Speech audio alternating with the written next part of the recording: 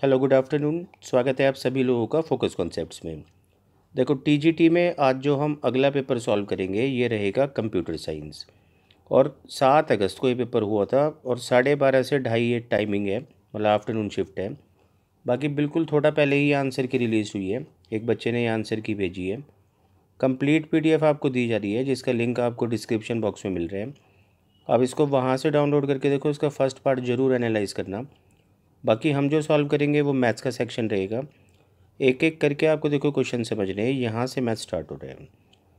पहला क्वेश्चन देखो आपको नज़र आ रहा है, सिंपल इंटरेस्ट से है। कहता है कि भाई एक राशि को साधारण ब्याज पर निवेश किया जाता है तो वह 5 वर्षों में स्वयं की 5/2 हो जाती है। अब 5/2 को आप लिख सकते हो, देखो 2.5 गुना हो जाती है। और हो जाने का मतलब असल में होता है अमाउंट से। अब इसको ऐसे समझो कि अगर आपने 100 रुपये जमा किए थे, मतलब प्रिंसिपल अगर 100 है तो आपका पैसा 2.5 गुना हो गया, यानी 250 हो गया, अमाउंट 250 हुआ। इनका अंतर जो 150 रुपये आपको नज़र आ रहा है ये असल में ब्याज होता है। और कितने साल का ब्याज है ये? 5 साल का। तो अगर मैं इसको 5 से डिवाइड कर लूँ तो आप बोलोगे हर वर्ष हमें 30 रुपये का ब्याज मिलता है। और ये 30 रुपये का ब्याज देखो 100 पर मिल रहा है, प्रिंसिपल पर मिलता है। और 100 का मतलब ही परसेंट होता है। तो आप बिल्कुल कह सकते हो कि जो प्रतिवर्ष हमें ब्याज मिल रहा है ना वो 30% है। इसके बाद चलते हैं देखो अगले क्वेश्चन पर। यहाँ आपको देखो 3 संख्याओं का रेशियो दे रखा है, 7:6:5। तीनों संख्याओं का योग भी बता रखा है 324। कहते हैं तीनों संख्याओं में से सबसे बड़ी संख्या क्या है। अब सबसे बड़ी संख्या आपको नज़र आ रही है कि 7 यूनिट्स की वैल्यू आपको निकालनी है। जबकि अगर आप इनको जोड़ते हो तो 7 और 6 13 और 5 18 यूनिट ये बन रहे हैं, जिसकी वैल्यू आपको 324 से रखी है। तो 1 यूनिट की वैल्यू 324/18 होगी। और आप समझ रहे हो, देखो 18 का स्क्वायर ही होता है 324, तो 18 बारी में कटेगा। तो 7 यूनिट की वैल्यू होगी 7 गुना 18, 126 इस क्वेश्चन का रहेगा आंसर। इसके बाद देखो क्वेश्चन नंबर 3 फिर से एक आसान क्वेश्चन है। कहता है इनमें से कौन सी संख्या 600 के 45% से, पहले हम 600 का 45% निकाल लेते हैं, 600 के 45% से 20% कम है। अब देखो अगर 20% आप कम करोगे ना तो 80% रिजल्ट बचेगा। तो बस आपको 80% निकालने हैं। कैलकुलेट करते हैं इसको, देखो 2 से 2 ज़ीरो घटी, यहाँ से 20 से 4 बारी 5 बारी काटा आपने, 5 से 9 बारी काटा, 9 गुना 4 36 और 36 गुना 6 का मतलब होता है 216। तो 216 रहेगा इस क्वेश्चन का आंसर। क्वेश्चन नंबर 4 आपको नज़र आ रहा है, देखो कहता है अंकित मूल्य का 15% विक्रय मूल्य के 18% के समान है, छूट प्रतिशत क्या है। अंकित मूल्य जैसे कि आप समझते हो मार्क प्राइस, तो हमें एमपी का 15% बता रखा है, बराबर है विक्रय मूल्य यानी कि सेलिंग प्राइस के 18% के। अब आप करोगे क्या, देखो एमपी और एसपी का ना यहाँ रेशियो बनाओगे, जैसे परसेंट से परसेंट ख़त्म, 3 से नंबर 5 बारी कटा 6 बारी, बाकी नंबर्स पलट कर जब आप लिखोगे तो एमपी और एसपी का रेशियो आपको 6 और 5 मिल गया। और अब इसी रेशियो से आप देखो कि डिस्काउंट जो है ना 1 का दिया जा रहा है। डिस्काउंट परसेंट निकालने के लिए डिस्काउंट अपॉन में एमपी और इंटू 100। तो 1/6 देखो बहुत से बच्चों को याद भी होगा 16.66, वरना आप कैलकुलेट कर सकते हो। इसके बाद देखो क्वेश्चन नंबर 5। यहाँ आपको मतलब कंपेयर करना है, 4 ही नंबर्स है जो हर ऑप्शन में चल रहे हैं। तो इनको देखो मैं आपको समझाता हूँ कैसे कंपेयर करना होता है। सबसे पहले आप इनको लिखोगे बिना रूट के, जैसे इधर आपको नज़र आ रहा है क्यूब रूट ऑफ 2। तो ये रूट वूट सब हटा के देखो कैसे लिखा जाता है, नंबर 2 की पावर 1/3। होता है क्या, देखो नंबर की पावर ऊपर चली जाती है और जो रूट की पावर होती है ना वो नीचे आ जाती है। अब अगर ये बात आपको समझ में आई हो तो अगला नंबर आपको देखो बताना है क्या होगा, 3 की पावर 1/6। उसी तरीके से अगला नंबर बनेगा 12 की पावर 1/18। और लास्ट नंबर जो है यहाँ पर वो बनेगा 4 की पावर 1/9। अब ऐसे लिखने के बाद आपको अगले स्टेप में क्या करना है, देखो नीचे वाले मतलब डिनोमिनेटर्स का ना एलसीएम लेना है। तो 3 6 18 9 का एलसीएम 18 ही होता है। सबको आप 18 से मल्टीप्लाई करोगे और 18 से मल्टीप्लाई करने के बाद ये कितना कितना बचा वो आपको देखना है। देखो जैसे आप देख पा रहे हो 2 की पावर 6, जिसको आप 64 बोलते हो। इधर देखो 6 ने 3 बारी काटा, 3 की पावर 3 27 होता है। उसी तरीके से 18 से 18 घटा, 12 की पावर 1 12 होता है। और 9 ने देखो 2 बारी काटा, तो 4 की पावर 2 आप समझते हो 16 होती है। अब बहुत ईजी है, देखो सबसे बड़ा रिजल्ट कौन सा है, जैसे कि आपको नज़र आ रहा है 64। और 64 जो बना था वो किससे बना था, क्यूब रूट ऑफ 2 से, तो वो सबसे बड़ा होगा। उसके बाद देखो 27 यानी कि 6 रूट ऑफ 3 बड़ा होगा। और इन दोनों में से 16 बड़ा है, और 16 किससे बना था, 9th रूट ऑफ 4 से। और बिल्कुल लास्ट में रहेगा ये नंबर। तो उम्मीद है ये चीज़ आपको समझ में आई होगी। चलते हैं इसके बाद अगले क्वेश्चन में।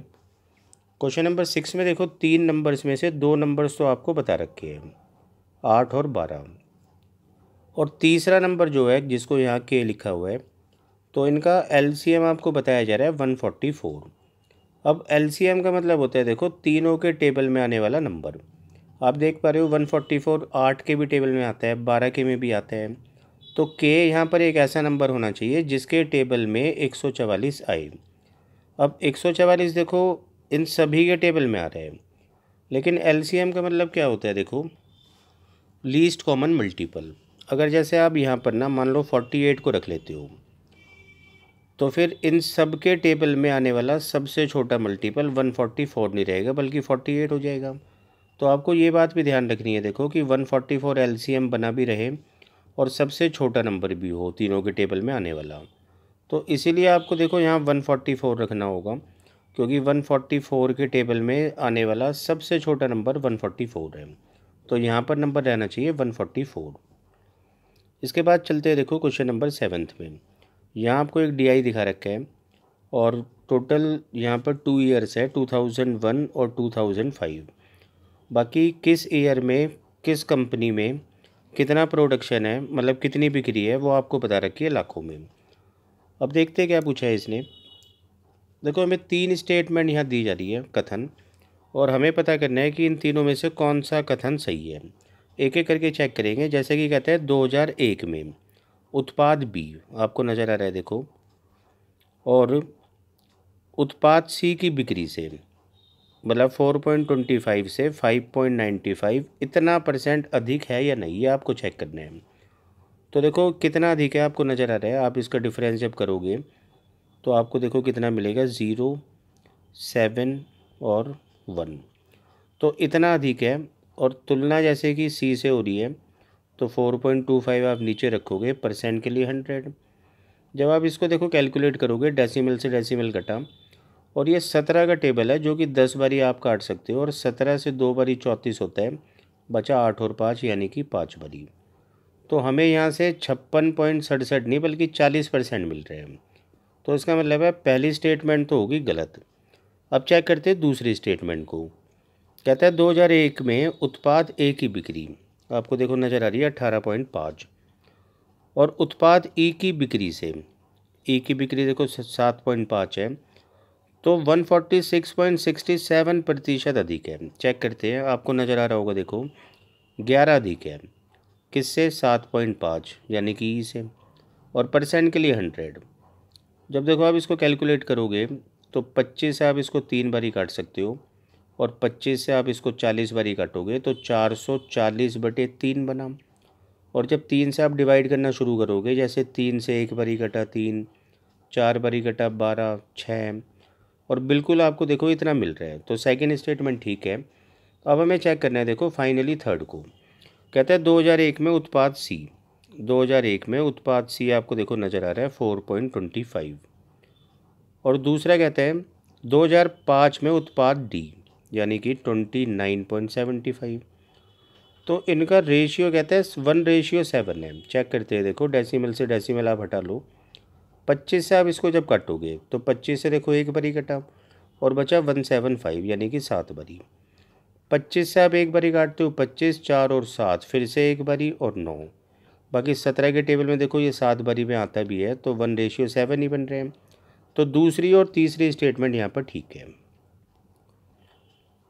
इसके बाद देखो क्वेश्चन नंबर 8, फिर से एक डीआई का क्वेश्चन है, और आपको देखो यहाँ बता रखा है कि एक क्रिकेट मैच में 5 बल्लेबाज द्वारा बनाए गए रन।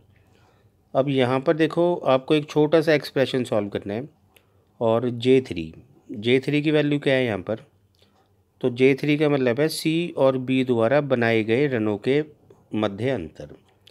अब C और B के बीच का अंतर देखो आपके सामने 30 है, तो J1 तो 30 हो गया, मतलब सॉरी J3 30 हो गया, माइनस J2 करना है, और J2 का मतलब क्या है, E और D का अंतर। E और D का अंतर देखो आपको नज़र आ रहा होगा 70 है, और आपको इसमें जोड़ना क्या है J1, और J1 यहाँ पर क्या है औसत। तो औसत देखो आपको निकालना पड़ेगा, आपको सबको जोड़कर डिवाइड करना होगा 5 से। जोड़ना शुरू करते हैं। यहाँ देखो 200 आपको नज़र आ रहा होगा, 135 आप जोड़ते हो तो ये 335 हो गया, 335 में 5 जोड़ोगे 340, और 70 आप जोड़ते हो तो ये बनता है 410, और 410 में 145 जोड़ने का मतलब है 555 इनका योग बना। 5 से जब आप इनको डिवाइड करोगे तो 111 यहाँ पर J1 की वैल्यू आ गई। अब बस इसको कैलकुलेट करना है, देखो -40 + 111 यानी कि 71, तो 71 इस क्वेश्चन का रहेगा आंसर।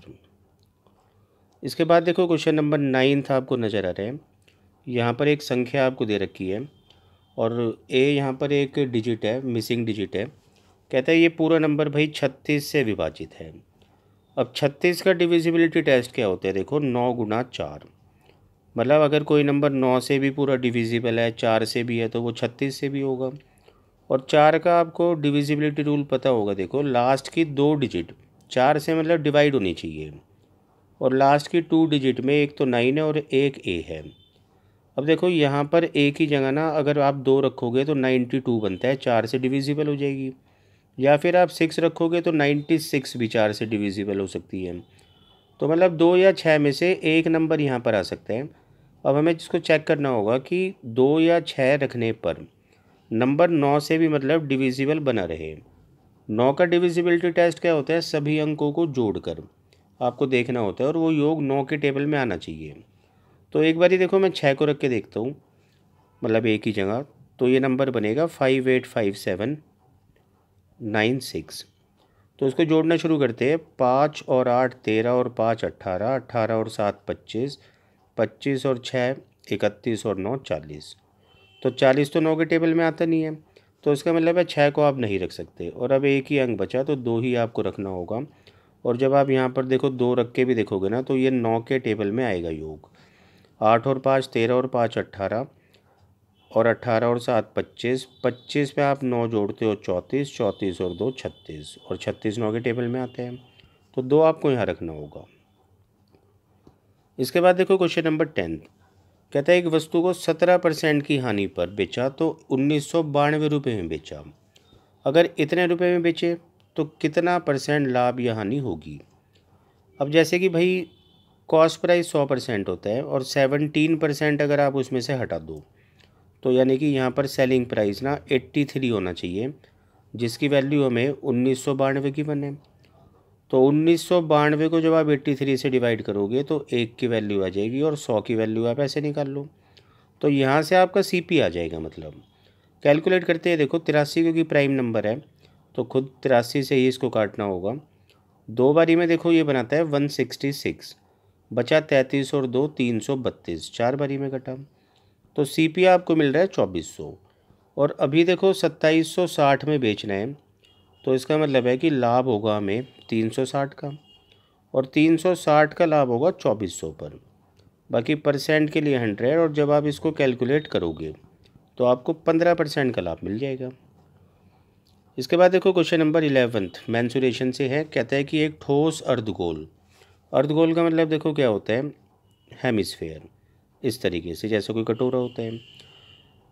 अब इसकी त्रिज्या आपको बता रखी है 12, और कहता है कि इस अर्धगोल को पिघलाकर एक शंकु बनाया गया, मतलब इसको पिघलाने के बाद ना देखो एक शंकु बनाया जा रहा है, और जब भी आप पिघलाकर दूसरी शेप देते हो तो उनके वॉल्यूम्स को इक्वल करना होता है, तो आपको दोनों जगह ना वॉल्यूम्स को इक्वल करना होगा।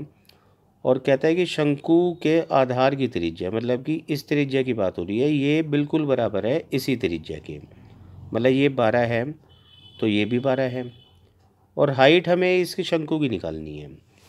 तो देखो इसको हटा देते हैं। वॉल्यूम जैसे कि आपको पता होना चाहिए अर्धगोल का होता है 2/3 पाई r क्यूब। आर का मतलब है 12 से, तो 12 × 12 × 12। और इस वॉल्यूम को आप इक्वल करोगे शंकु के वॉल्यूम के, जो कि होता है 1/3 पाई r²h। आर इसका भी 12 ही है और एच हमें निकालना है। देखो अब इसको बस कैलकुलेट करते हैं। देखो जैसे कि 2 बारी यहाँ 12 आपको नज़र आ रहे हैं, इसको आप कैंसिल कर दो और 3 से 3 भी कट गया, पाई से पाई भी कट गया, तो 12 × 2 24। तो हाइट जो शंकु की होगी वो 24 रहेगी।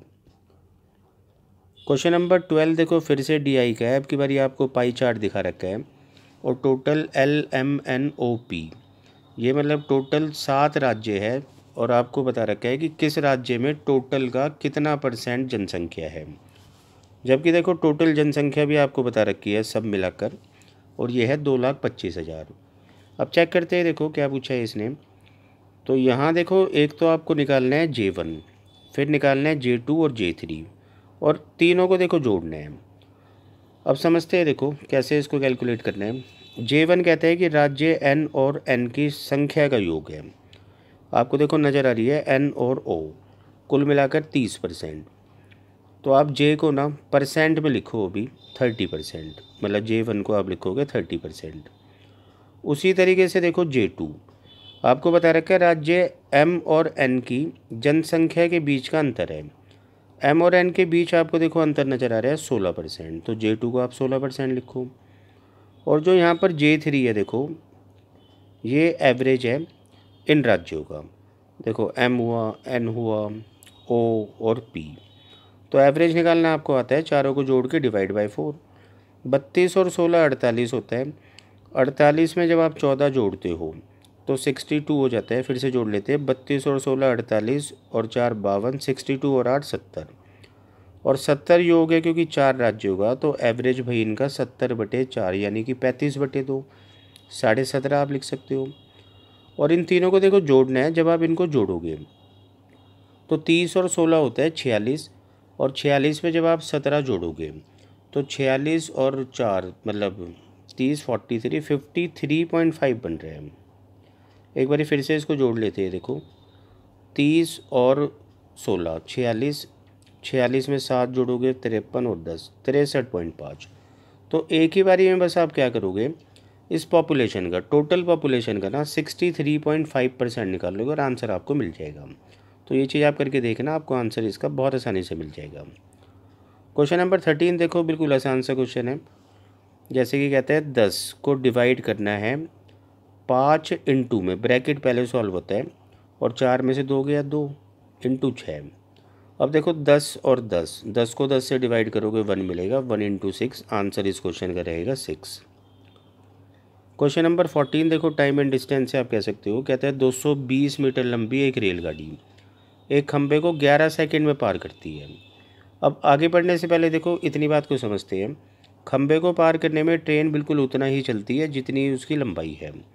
लंबाई 220 है तो डिस्टेंस 220 चला होगा, और 11 सेकंड में चला है, तो यानी कि इस ट्रेन की स्पीड हमें पता चल गई 20 मीटर पर सेकंड। अब सामने की ओर से देखो एक दूसरी ट्रेन आ रही है और उसकी लंबाई भी बिल्कुल इतनी ही है 220। तो जब ये ट्रेन दूसरी ट्रेन को पार करेगी तो टोटल इसको चलना होगा 220 + 220 यानी 440, और 8 सेकंड में चला है। तो 8 से जब आप इसको डिवाइड करोगे तो आपको 55 मीटर पर सेकंड मिल रहा है। बट ये स्पीड नहीं, ये असल में रिलेटिव स्पीड है। दोनों ट्रेन की स्पीड ना मिलाकर है 55, आमने सामने स्पीड से ऐड हो जाती है। और अगर 55 दोनों की मिलाकर है, उनमें से इस ट्रेन की 20 है, तो दूसरी ट्रेन की स्पीड 55 - 20 होगी, यानी कि 35 मीटर पर सेकंड। क्वेश्चन नंबर 15 देखो LCM HCF के कॉन्सेप्ट पे है, मतलब LCM कॉन्सेप्ट पे।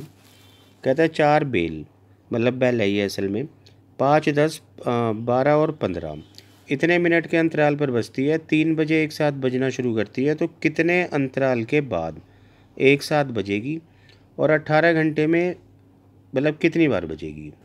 तो आपको बहुत अच्छे से पता है। देखो इन सभी नंबर्स का LCM लेना होता है, और जब आप इन सभी नंबर्स का LCM लोगे तो बहुत आसानी से आपको 60 मिल जाएगा, और 60 मिनट जिसका मतलब है 1 घंटा।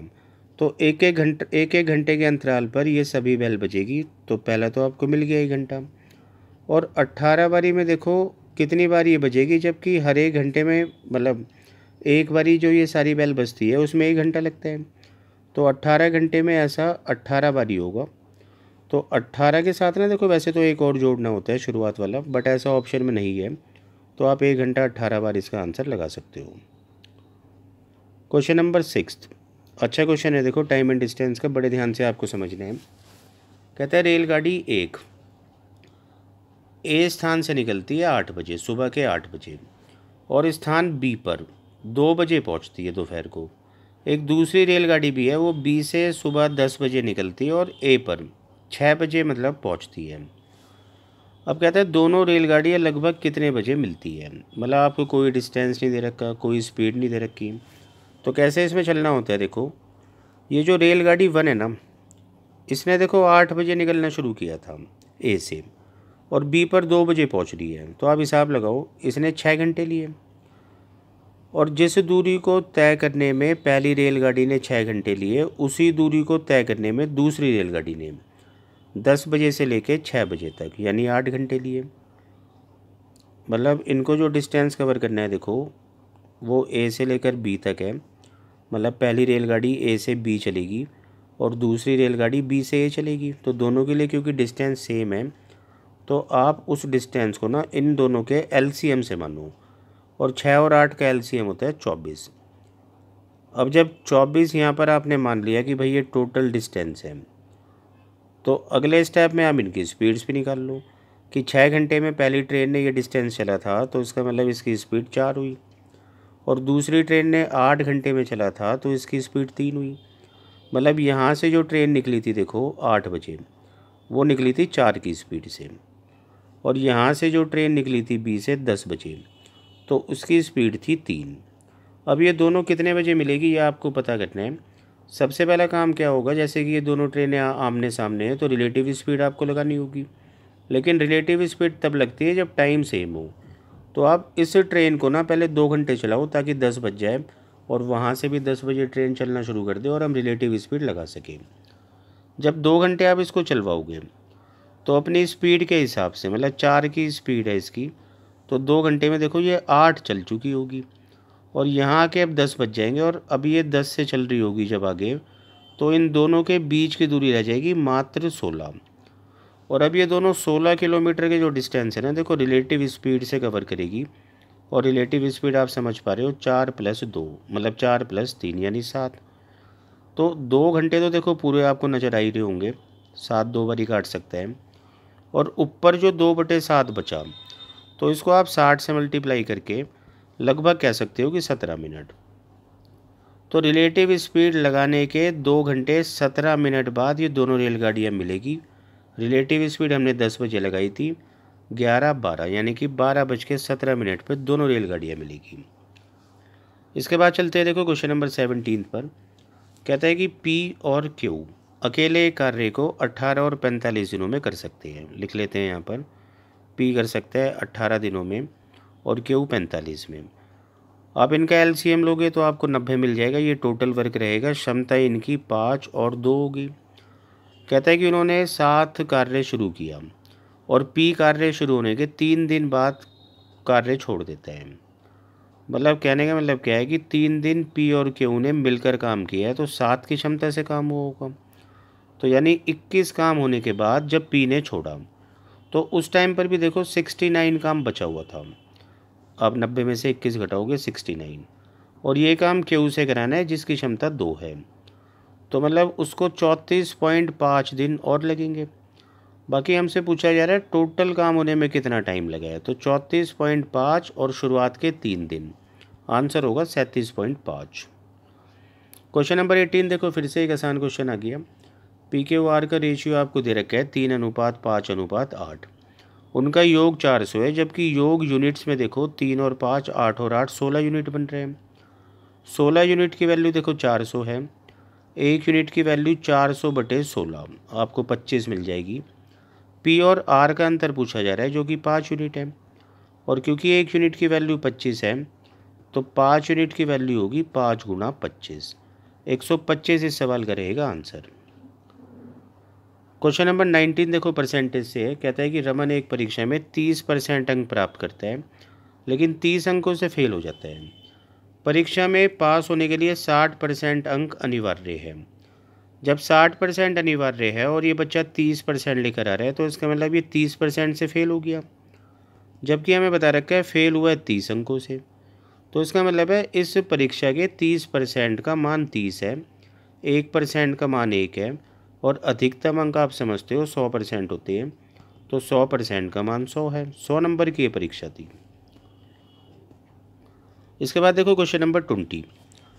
यहाँ आपको बता रखा है एक वर्ग है, स्क्वायर है और उसका विकर्ण 40 सेंटीमीटर है डायगोनल। देखो ये अगर वर्ग है जिसकी चारों साइड बराबर होती है, तो ये आपको बता रखा है विकर्ण 40 बता रखा है।